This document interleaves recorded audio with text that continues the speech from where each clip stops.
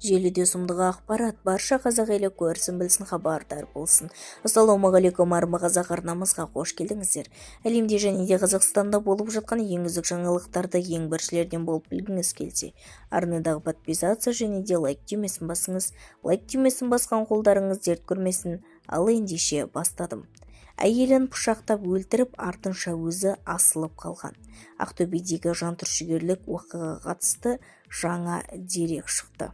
Ақтөбе облысындағы қылмыстық істер жөніндегі мамандандырылған ауданаралық сотында ерлі-зайыптының өліміне қатысты іс қаралды.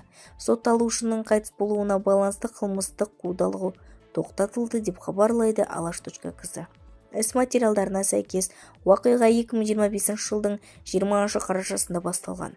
Аманжол Алмағамбетов азық-түлік алуға бара жатқандығын айтып, әйелін көлікке мінгізіп, үйінен алып кеткен.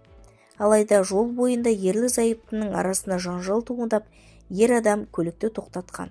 Ол көліктің артқы орындығында отырған әйелін асхана пышағымен бірнеше рет соққы беріп, оны уақиға орнында өлтірген.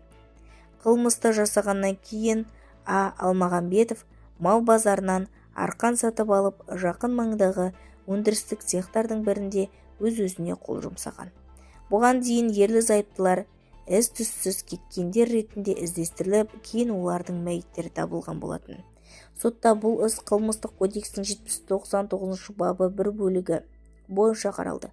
Алайда айыпталушының қайтыс болуына байланысты қылмыстық процестік кодекстің 35 бабы 1 бөлігі 11 тармағы негізінде іс жүргізу тоқтатылды. Қазіргі уақытта сот шешімі заңды күшіне енген жоқ. Әйелін өлтірген асылып қалған. Бізді тамашалауды жалғастырыңыздар, және де осыған ұқсас өзге де ақпараттар сіз үшін қызықты болса, арнамызға жазылып лайк түймесін басыңыз.